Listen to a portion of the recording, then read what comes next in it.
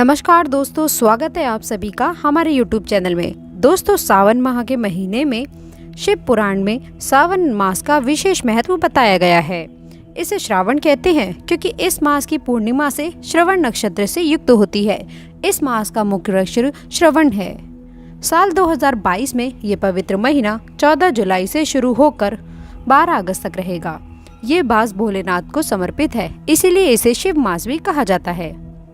इस मास में भगवान शिव की आराधना से पहले आप कुछ विशेष कार्य कर लेते हैं तो भगवान शिव के आशीर्वाद से आपकी हर इच्छा पूरी हो सकती है।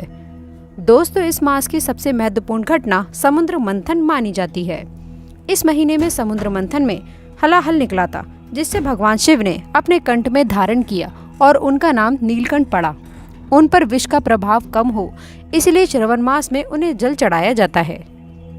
जगह जगह जो कांवड़ यात्राएं होती हैं वे भोले पर हुए विष प्रभाव को कम करने के लिए की जाती है। इसका अंतर्निहित संदेश है लोग विषमुक्त हो। उसी तरह हमें चाहिए कि भगवान शिव के प्रिय मास के आगमन से पूर्व हमारा घर दोष मुक्त हो जाए। तो सावन आने से पहले घर से ऐसी कुछ चीजों को हटाना होगा, नहीं तो आपके घर शिव जी नहीं पधारेंगे। जो घर दोषपूर्ण हो, जहाँ चीजें सही जगह पर न होने के कारण दोष उत्पन्न होता हो, जहाँ ऐसी चीजों के कारण नकारात्मकता फैली हो, ऐसी जगहों पर भगवान शिव का आगमन नहीं होता। घर में नकारात्मकता का असर घर के आर्थिक स्थिति पर पड़ता है, घर के माहौल पर पड़ता है, घर में कलेश कलह बढ़ जाती है। लेकिन वास्तु नियमों का उचित ध्यान रखा जाए अगर, तो घर में सकारात्मक ऊर्जा फैलती है, घर में सुख शांति बनी रहती है। दोस्तों, सावन का महीना शुरू होने से पहले अपने घर की अच्छी तरह से साफ सफाई जरूर कर लें, क्योंकि ईशान भगवान शिव की दिशा मानी गई है।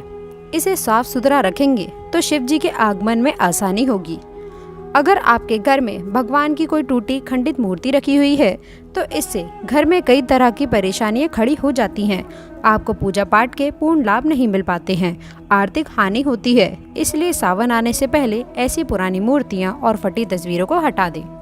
टूटी हुई मूर्तियों को बहते पानी में विसर्जित कर दें। आगे बढ़ने से पहले आपसे रिक्वेस्ट करते हैं कि वीडियो को लाइक ज़रूर करिएगा, दोस्तों को शेयर कर दीजिएगा, और अगर आपने अभी तक चैनल को सब्सक्राइब नहीं किया है तो चैनल को सब्सक्राइब करके बेल आइकन ज़रूर दबाइएगा। दोस्तों, सावन के आने के पूर्व घर को दोषमुक्त करने के लिए वास्तुशास्त्र में बताई गई कुछ बातें ज़रूर ध्यान में रखनी चाहिए। अगर आपने अपने घर में फटे पुराने कमरे जमा करके रखे हैं तो उन्हें तुरंत ही घर से हटा दें, क्योंकि इससे शुक्र ग्रह के अशुभ फल मिलने शुरू हो जाते हैं। घर में दोष उत्पन्न हो जाते हैं, इससे भी जीवन में आर्थिक परेशानियां आनी शुरू हो जाती हैं। फटे पुराने जूते चप्पल को घर से तुरंत हटा दें, क्योंकि इन्हें घर में रखने से व्यक्ति को कई तरह के संघर्षों का सामना करना पड़ता है, आर्थिक स्थिति पर बुरा असर पड़ता है। घर में अगर महाभारत युद्ध का चित्र, नटराज की मूर्ति, ताजमहल का चित्र, डूबती हुई नाव, जंगली जानवरों के चित्र, कब्र और कांटेदार पौधों के चित्र आदि लगे हुए हैं तो उन्हें तुरंत हटा दें। इससे नकारात्मक प्रभावों का विकास होता है, अशुभ घटनाएं घटती हैं। अगर आपके घर में कबूतर ने घोंसला बना रखा हो तो उसे भी तुरंत हटा दें। इससे तरक्की में रुकावट आती है, बरकत रुक जाती है। घर की घड़ी यदि बंद है या फिर खराब हो गई है तो इसे घर में बिल्कुल भी ना रखें, इससे कार्य में कई तरह की बाधाएं आती हैं। वास्तु के अनुसार घड़ियों की स्थिति से हमारे घर परिवार की उन्नति निर्धारित होती है। अगर घड़ी सही नहीं होगी तो परिवार के सदस्यों की उन्नति रुकेगी, काम तय समय पर पूरा नहीं हो पाएगा। अगर घर में पुरानी रद्दी अखबार रखे हैं तो उन्हें तुरंत हटा दें, क्योंकि इसमें जमी धूल मिट्टी घर के वातावरण पर असर डालती है। इससे आर्थिक स्थिति पर बुरा असर पड़ता है। घर में खराब चार्जर या फिर केबल, बल्ब, ऐसी बिजली संबंधित चीज़ें भी अगर पड़ी हैं तो उन्हें तुरंत हटा दें, क्योंकि खराब पड़े इलेक्ट्रॉनिक सामान से नकारात्मक ऊर्जा का प्रभाव बढ़ जाता है, जिसके कारण आर्थिक तंगी के साथ ही कई समस्याओं का सामना भी करना पड़ता है। टूटा कांच या फिर टूटी हुई कांच की कोई वस्तु अगर घर में है तो उसे घर से निकाल दें। इससे भी घर में नकारात्मकता फैलती है, परिवार के सदस्यों को मानसिक तनाव का सामना करना पड़ता है। दोस्तों, घर का फर्नीचर भी सही हालत में होना चाहिए। वास्तु के अनुसार फर्नीचर में टूट फूट दैनिक जीवन पे बुरा असर डालती है। ये आपकी आर्थिक परेशानियों का कारण भी हो सकती है। अगर घर में खराब ताले पड़े हैं तो इन खराब या फिर जंग लगे तालों को तुरंत हटा दीजिए, क्योंकि खराब तालों की तरह ही व्यक्ति की तरक्की पर ताला लग जाता है। सावन आने से पहले इस बात का खास ख्याल रखें कि आपकी वास्तु के सामने गंदे पानी का जवाब ना हो। वास्तु के अनुसार घर के मुख्य द्वार के सामने गंदे पानी का जमाव होना बड़ा ही अशुभ कारक माना जाता है। इससे दोष उत्पन्न होते हैं। वैद्यकीय दृष्टिकोण से देखा जाए तो ऐसे गंदे पानी में बैक्टीरिया पनपते हैं जो घर के लोगों को बीमार कर सकते हैं। गंदे पानी का जमाव होने से हैजा, ईलिया, डायरिया जैसी बीमारियां फैलने का खतरा ज्यादा बढ़ जाता है। राहु दोष उत्पन्न हो जाता है। इससे घर में अशांति फैलती है। घर के सदस्यों में चिड़चिड़ापन बढ़ता जाता है।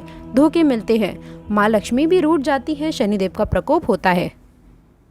अगर घर के सामने गंदा पानी जमा होता हो तो उसे तुरंत ही हटा देना चाहिए। उस जगह को साफ सुथरा रखना चाहिए, नहीं तो सावन में शिव जी का आगमन तो उल्टा धनहानि होती जाएगी। ये घर में दरिद्रता आने का लक्षण है।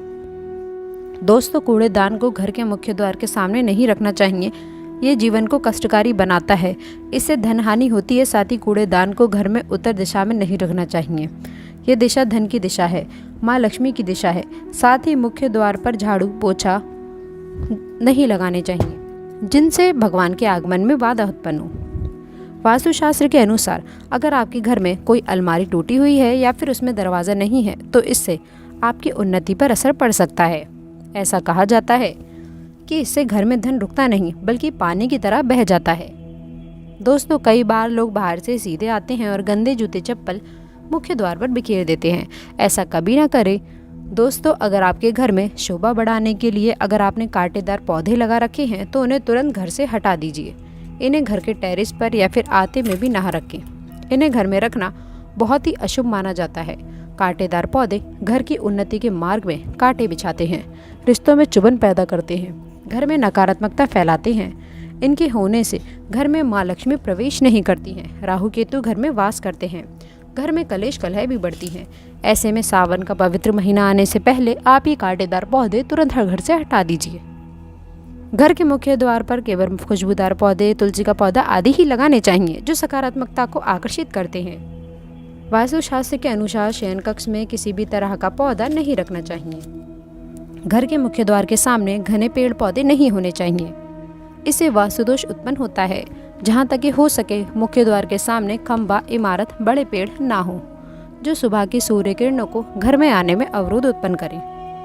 घर के सामने का परिसर जितना खुला होगा उतनी ही शुद्धता, सुख, समृद्धि और शांति आपके घर में प्रवेश करेगी। पेड़ पौधे हमेशा घर के आजू बाजू में होने चाहिए, सामने नहीं। इसी तरह घर के आगे से बेल का दीवार पर चढ़ना भी अशुभता का संकेत है। वास्तु के अनुसार इससे विरोधियों तथा शत्रुओं की संख्या बढ़ती है, बरकत रुक जाती है। दोस्तों, जिन पौधों में से हमेशा दूध जैसा द्रव पदार्थ निकलता है, ऐसा पौधा घर के मुख्य द्वार के सामने कभी भी नहीं लगाना चाहिए। आग का पौधा इसमें अपवाद है। इसे गणेश जी का पौधा माना जाता है। घर के मुख्य द्वार के सामने सीढ़ी नहीं बनानी चाहिए। इससे भी तरक्की में बाधा निर्माण होती है। घर के मुख्य द्वार के ऊपर अन्य द्वार होना भी नुकसानदायक होता है। तो दोस्तों, सावन के इस पावन महीने में आप शिव जी की आराधना करिएगा। रोज उन्हें 1 लोटा जल चढ़ाइएगा। दोस्तों, आशा करते हैं कि वीडियो में दी गई जानकारी आपको पसंद आई होगी। वीडियो अगर अच्छी लगी हो तो वीडियो को लाइक करिएगा, अपने दोस्तों के साथ, मित्रों के साथ शेयर करिएगा। और अगर आपने अभी तक चैनल को सब्सक्राइब नहीं किया है तो चैनल को सब्सक्राइब करके बेल आइकन ज़रूर दबाइएगा ताकि आने वाली नॉलेजेबल वीडियो आपको सबसे पहले मिले। दोस्तों, मिलते हैं अगली वीडियो में। तब तक के लिए गुड बाय और अंत तक जुड़े रहने के लिए आप सभी का बहुत बहुत धन्यवाद। दोस्तों, कमेंट बॉक्स में सच्ची श्रद्धा से जय भोलेनाथ, ओम नमः शिवाय, जय माता पार्वती ज़रूर लिखिएगा, क्योंकि आपकी इच्छा पूरी करने की कामना हम ज़रूर करेंगे।